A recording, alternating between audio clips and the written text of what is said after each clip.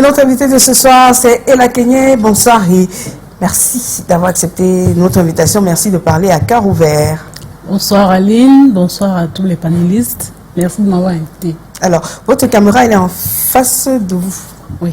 Voilà. Alors, on va débuter avec votre histoire. Débute en quelle année? En 2012. Vous avez rencontré celui qui était... Mon ex-mari, je l'ai rencontré en 2012. Oui. Et tout se passait plutôt bien.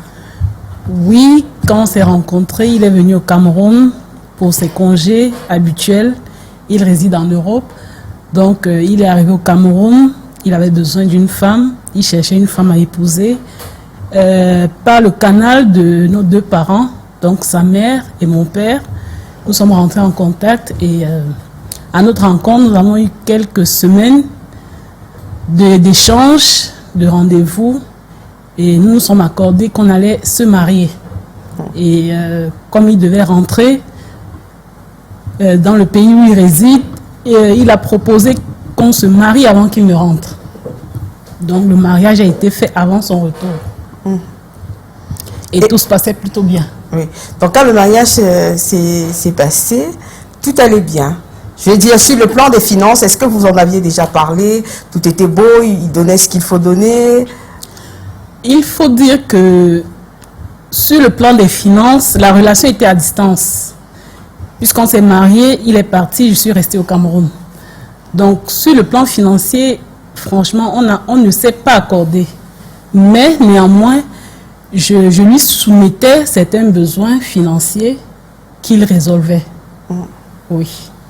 Mais je veux dire que sur place, pendant que vous étiez en train de vous marier, je veux dire, vous avez dû bien à un moment donné parler de finances, je veux dire, payer pour la popote, payer pour les affaires de mariage.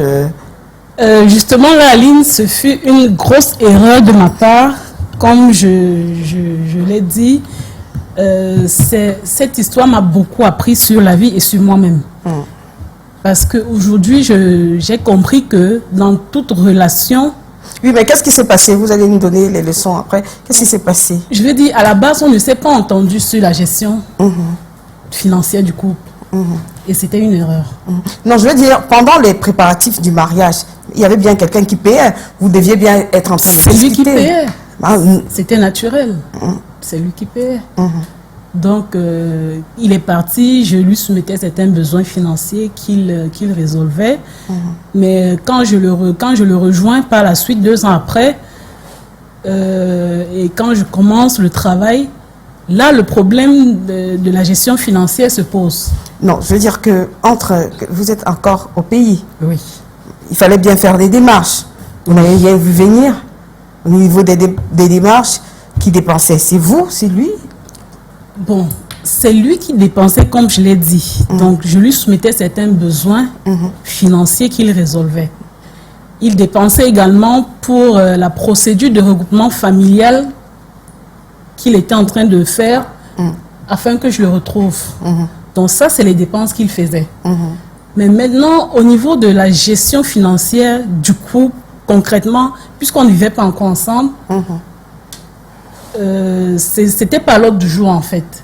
Donc c'est quand je le retrouve 2 ans après et qu'on commence à partager la vie commune au quotidien que le problème de gestion financière se pose. D'accord. Alors quand il y a des étapes pour qu'on comprenne bien comment cela s'est fait. Oui.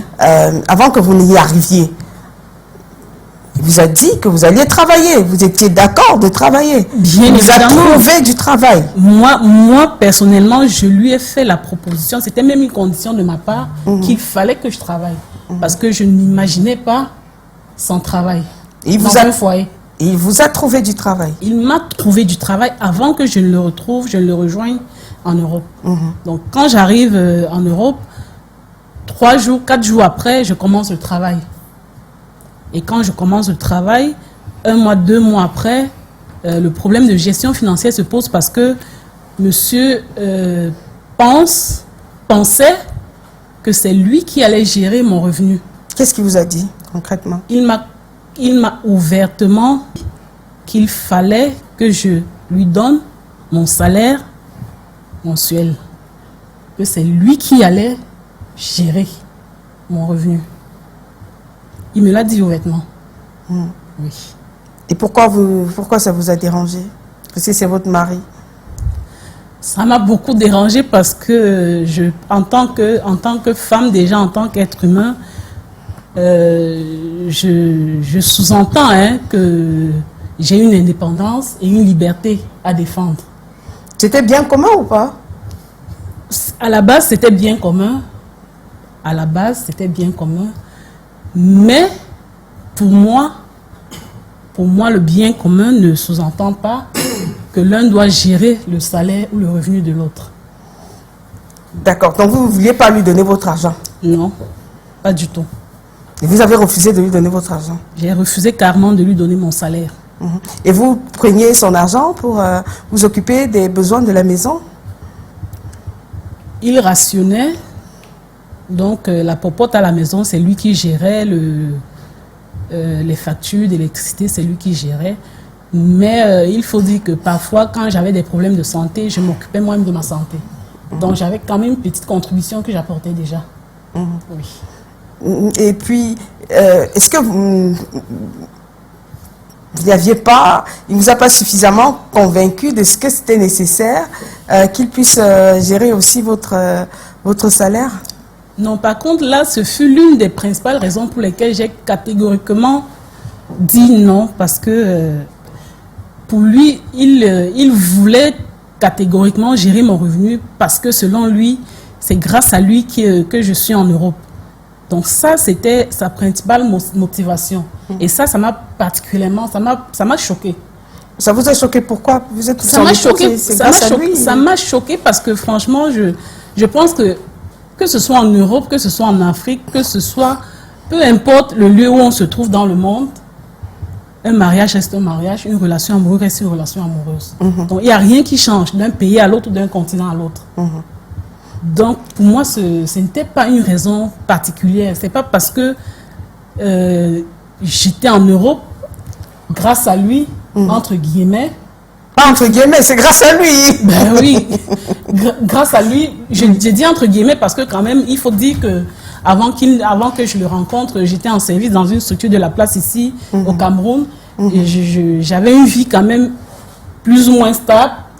Donc, je laisse tomber un travail, je quitte ma famille parce que je vais vivre avec un homme que j'estime être l'homme de ma vie.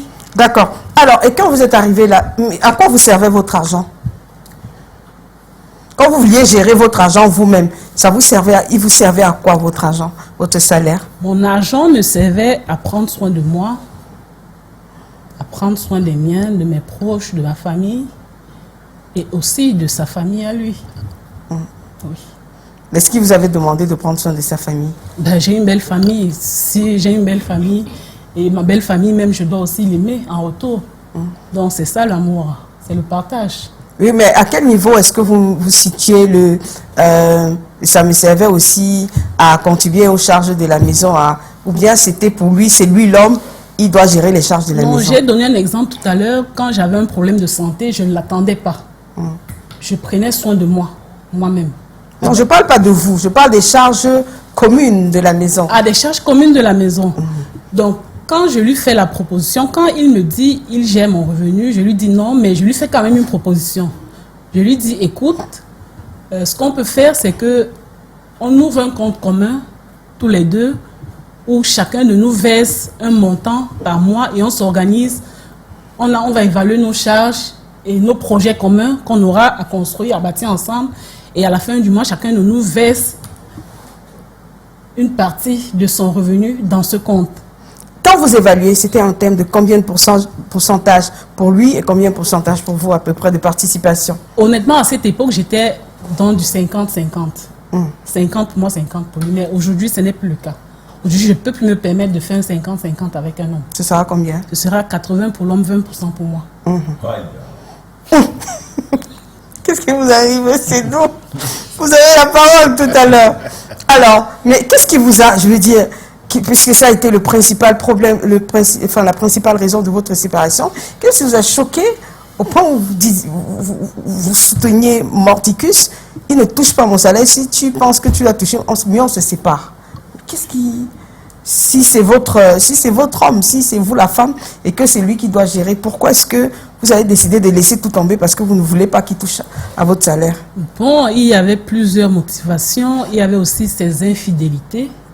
Ça, il faut le dire, parce que l'infidélité, franchement, quand il y a une preuve d'infidélité dans un couple, la gestion financière prend un coup. Et l'amour aussi prend directement un coup. Ah, donc vous ne vouliez pas qu'ils prennent votre argent pour aller partager? C'est une raison valable. C'est une raison valable. Déjà, je me trouvais dans une relation toxique. Parce que pour moi, une preuve d'infidélité donne déjà naissance à une relation toxique. D'accord. Alors, je propose que derrière, juste qu'on prenne la transition, et que derrière la transition, on rentre directement dans le débat de le mari ou bien le compagnon devrait-il gérer le salaire de sa femme ou bien de sa compagne?